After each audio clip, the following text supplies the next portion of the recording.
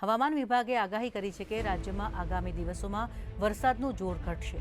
હવામાન વિભાગ દ્વારા આગામી 7 દિવસ માટે રાજ્યમાં હળવાથી મધ્યમ વરસાદની આગાહી કરવામાં આવી છે। જોકે આજે રાજ્યમાં ભારે વરસાદની કોઈ ખાસ આગાહી નથી અને રાજ્યના કોઈપણ જિલ્લામાં ભારે વરસાદ માટે એલર્ટ આપવામાં આવ્યું નથી, પરંતુ આગામી દિવસોમાં થંડર સ્ટ્રોમ એક્ટિવિટીને કારણે હળવાથી મધ્યમ વરસાદની શક્યતા છે।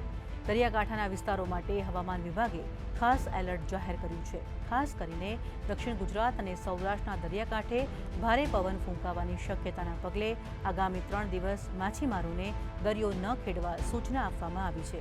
બીજી તરફ પૂર્વી રાજસ્થાન અને પશ્ચિમ મધ્યપ્રદેશમાં ભારે વરસાદ માટે રેડ એલર્ટ જાહેર કરવામાં આવ્યું છે। સાથે જ હિમાચલ પ્રદેશ, જમ્મુ કાશ્મીર અને ઉત્તરાખંડમાં ભારે વરસાદ માટે ઓરેન્જ એલર્ટ પણ જાહેર કરવામાં આવ્યું છે।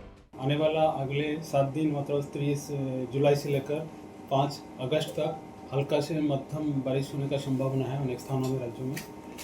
और जो आज कोई भारी बरसात का वार्निंग नहीं दिया गया है, लेकिन अगले 2 दिन के लिए थंडरस्टॉर्म वार्निंग है 30 to 40 किलोमीटर स्पीड के साथ।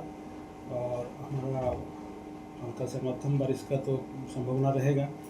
अहमदाबाद क्षेत्र के लिए जो पूर्वानुमान है लाइट टू हल्का से मध्यम बरसात का संभावना है थंडर शॉवर के साथ। और हमारा जो गुजरात राज्यों में रेनफॉल का स्थिति है, अभी एक्चुअल रेनफॉल है 470.2 mm बारिश हुआ है। जो सामान्य रेनफॉल है अभी तक 362.2, जो कि 30% अबव नॉर्मल है।